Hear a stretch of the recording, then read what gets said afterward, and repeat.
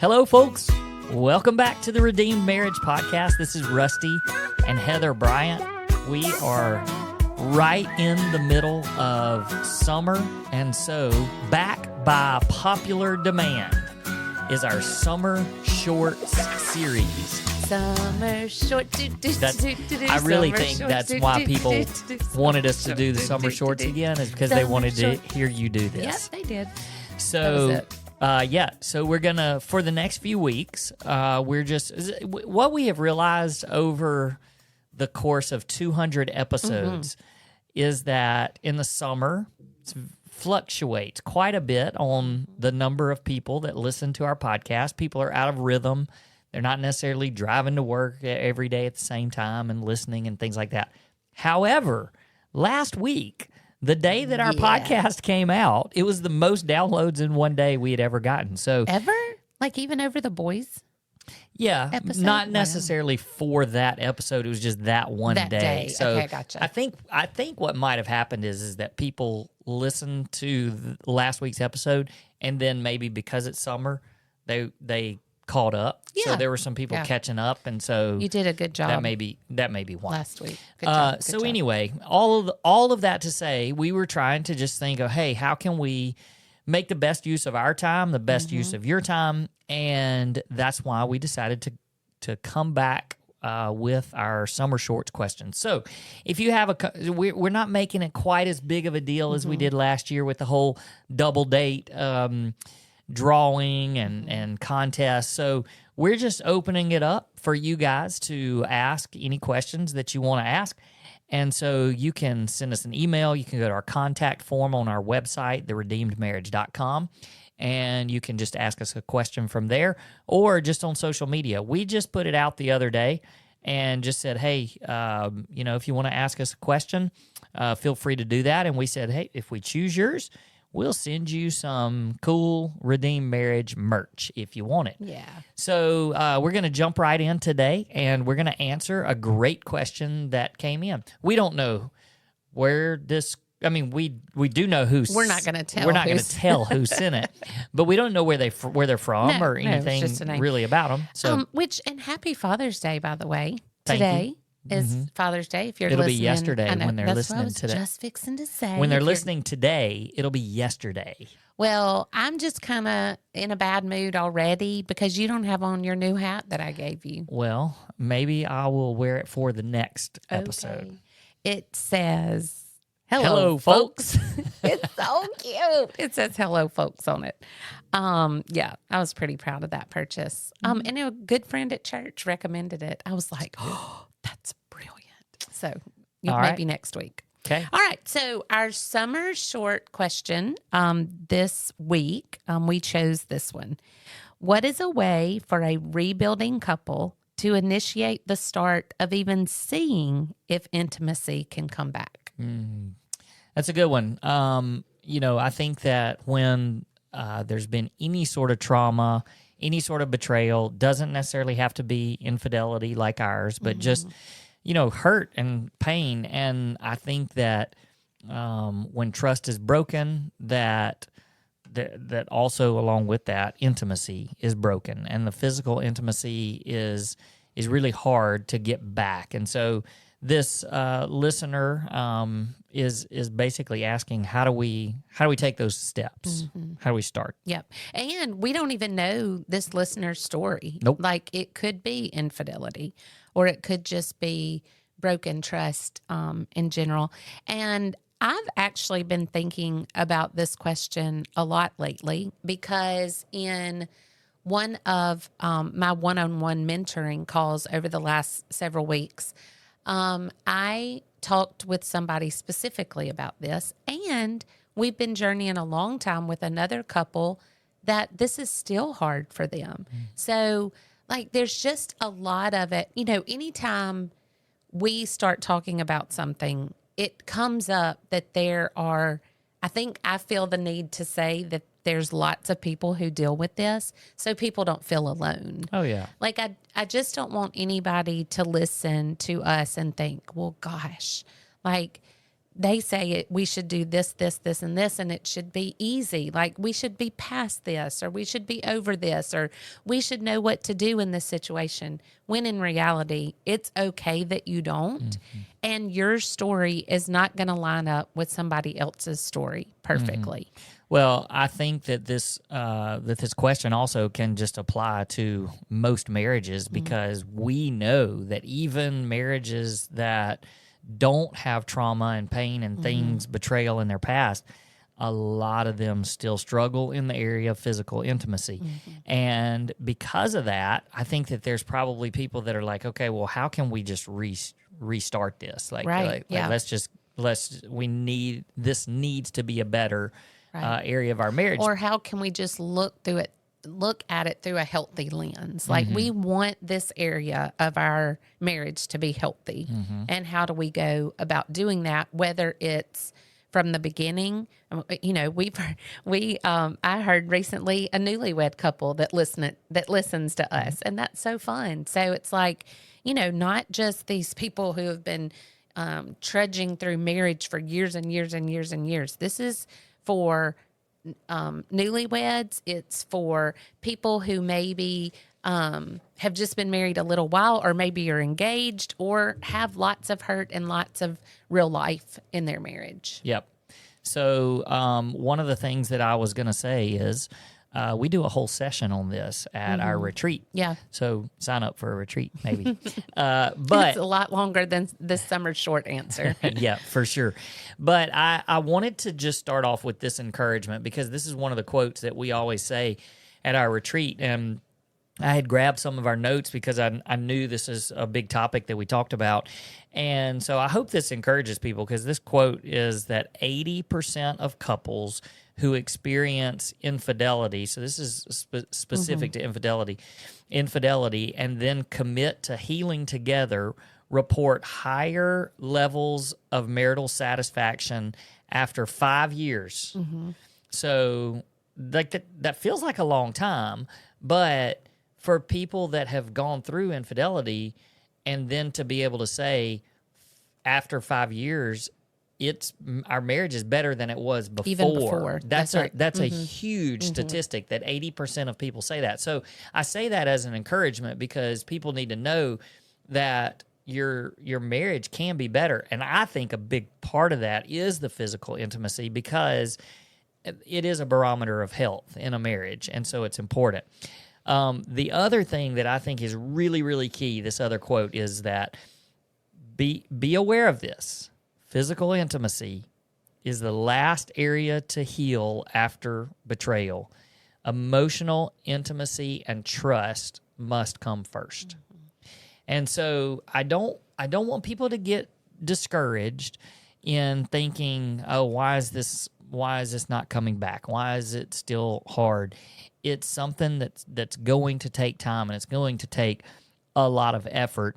And the main part of that is understanding that emotional intimacy and trust has to come first before you start rebuilding that physical intimacy.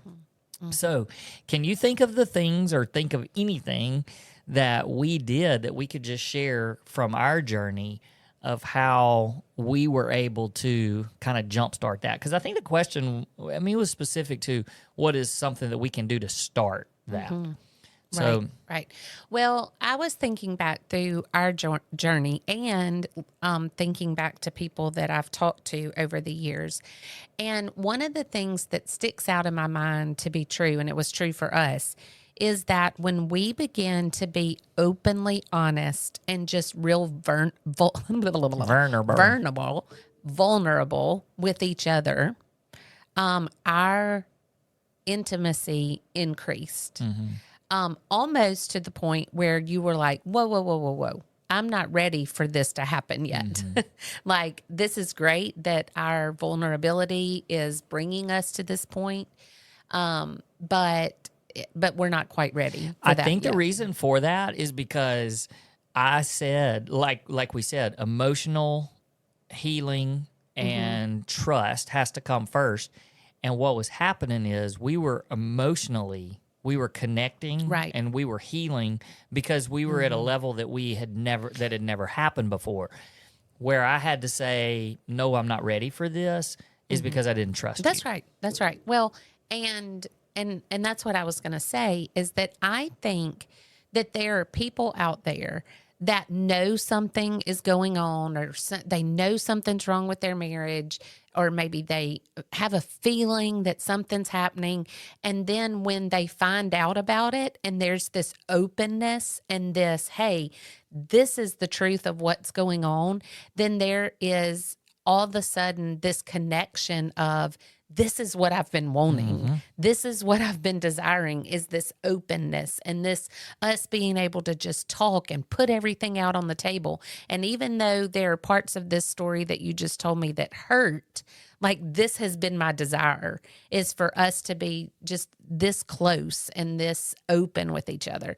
And so in that, it's like, whoa, I want to be intimate or physical or whatever the circumstance is with you, but like you said, but I don't trust you yet.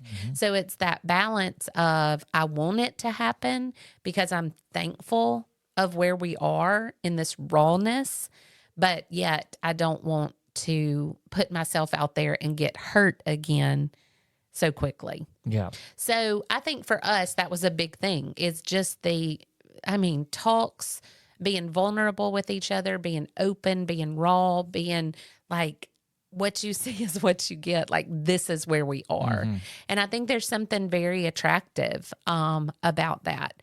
But yet for the person who has been betrayed or injured, or, the person who's lost trust, you have to be able to gauge how willing you are to trust that person again. And how you decide if you're going to do that is how is that person becoming trustworthy? Is that person doing the things that that they need to do in order to become trustworthy again? And I think that whenever we teach this at our at our retreats, we always leave with some sort of practical suggestions. And so, I grabbed some of our notes from our retreat because I was like, man, this is like a perfect opportunity to be able to share that these are some of the things that people walk away with when they go to our retreats. But this question was perfect on there. So, just thinking through some of those things that are the real practical steps. One of them is just the affirmation for each other on a daily basis. I think that both spouses have to be affirming each other verbally and like just building up that emotional intimacy. I don't think that we can stress enough that it's almost like this question, it's just kind of a sidebar to emotional connection, emotional intimacy. Like that's, to me, that's the goal, and then the physical intimacy at some point should become a byproduct of that. And so, the ways that you build up that emotional connection are just what you said. It's the vulnerability with each other, where you're just sharing, you're being open, you're literally being emotional with each other. So if you've never done that before, that's what you've got to start doing, is being emotional. But then just the verbal, you're affirming each other and you're building each other up, and you're saying your kindness. I mean, all of those things are just the affirmation that needs to come every day. And it can't be one of those things where, as a spouse, as maybe you're the one that would like for physical intimacy to start back up again. Well, you can't wake up and just go, okay, well, today's the day that I feel like I need this, and maybe this is the day, so let me just pour on this affirmation really thick. No, it's every day, Right. whether the physical part of it comes along with that or not. Right. Yep. And I think another part of that, you just move from verbal and then move to physical, and where so much I think of this trust has to come in is that the physical touch that you give to your spouse, it starts and it's very, very heavy on the non-sexual. Yeah. I mean, it's we're learning how to hold hands again. We're learning how to hug. We're learning how to Like put your arm around me when we're sitting and watching cuddle TV on the couch. Yes, all of those things without expectations. That we just have to learn how to connect physically. So you're learning to connect emotionally, then you're learning to connect physically, but physically without the expectation of sex. Or just without sex, period. It's just growing back into the physical touch and the non-sexual physical touch. And then I would say that as you get to a place where you've grown, that in those areas emotionally, you're growing and getting more comfortable physically. At some point, it might even need to be a discussion to where you actually schedule, like you actually say, hey, like the admission of this is so incredibly hard, but we know this is important for the health of our marriage, so let's try. And maybe it's, hey, when is a good time for us to try this? And maybe people, I know there's people feel weird about scheduling things like that, but I don't know if you remember everything and all the different steps and things in the process, but we got away and we had a little vacation that had already been planned before the betrayal. And we decided to keep that, and it was just the two of us. It was an anniversary trip that was going to happen, a couple of months after. And it was the first time that I remember just letting my guard down. And I don't know that that we completely did everything physical that night, but it was the first time that we began to move towards that sexual renewal. And I think that it was because it was something that was planned and it just sort of made sense. Like, let's give this a try. And then it just made it more, okay, that wasn't awful. Or not even that. That was, what I'm saying? It was like, that wasn't as scary and as traumatic as I thought it could be. And so let's take steps to move forward. Yeah. Yeah, go ahead. Well, I was just going to say that I think that it's important for people to realize that it's not going to be the same for everybody. Like there's some of you that are going to try to start to be intimate, and then you have to go, you know what? I'm not ready. I'm not ready. This is not working. Yeah. And I mean, that happened a couple of times with us, and that's okay. And then there's some people that are going to want to be intimate really quickly after, because it's like, you know what, this is an affirmation that we're okay, that we're gonna make it. And if that's you, that's okay. I mean, if it's both of you, that's okay. And then if it takes you longer to get to the place where you're ready for that, that's okay. I love that you brought that up, because I would even say that for those of you that kind of, I do think that there's some people, because we've met with people like that have said, oh no, like I want this to be a part of our marriage almost immediately. And to help us heal. And that, like you said, that's everybody's different. But also, I think in those situations, don't be alarmed if somewhere down the line it becomes an issue or a problem, because sometimes and I don't think it's necessarily, just pushing aside what happened and jumping right back in. But as time goes on, some of those painful things start to bring themselves back up. And so there is a process in this. And that's why we're just trying to show you what our process looked like, because we've told you guys this before, and we've said it before on our podcast, and we say it in our coaching sessions, but we have... it's still an area that we have to be very sensitive and really work on. It's an incredible area of our marriage, and it is better than it was before. But that doesn't mean that it doesn't mean that it's always easy. It's something that we've definitely had to work on. You said just a second ago, like both of you, you know.